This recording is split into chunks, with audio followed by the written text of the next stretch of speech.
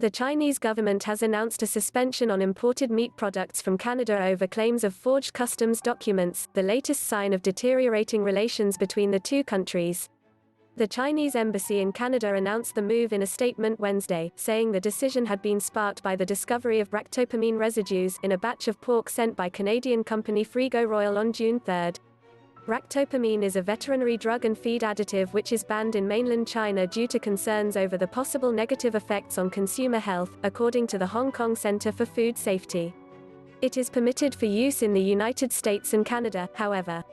China immediately suspended Frigo Royal's import license but, according to the embassy, a subsequent investigation by Canadian authorities found 188 forged veterinary certificates on exported meat products. In response, Beijing called on the Canadian government to stop issuing health certificates to meat exported after June 25, effectively cutting off Canadian suppliers.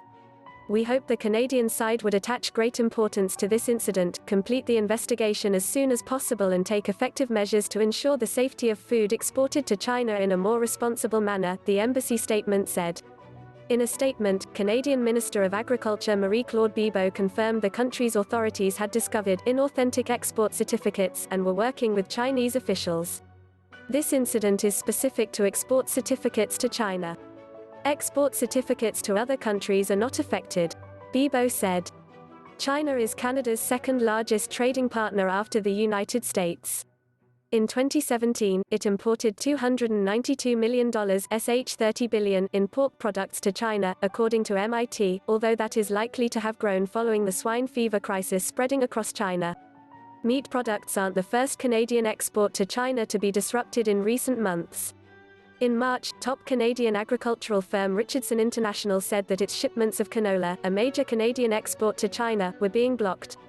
A top executive at the company told Canadian broadcaster CTV that he believed the move was politically motivated, an allegation Chinese Foreign Ministry spokesman Lu Kang denied.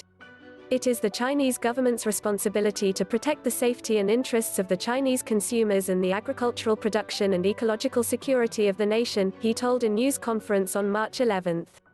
Diplomatic relations between Beijing and Ottawa have remained fraught following the arrest of Huawei Chief Financial Officer Meng Wanzhou in Canada in December 2018.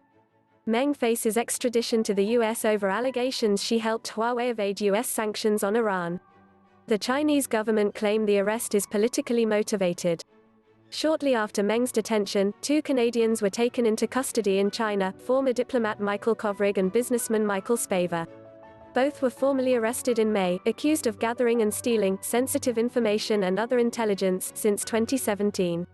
Separately, Canadian man Robert Lloyd Schellenberg, who had previously been found guilty of trafficking drugs to China, was rapidly retried in January and sentenced to death.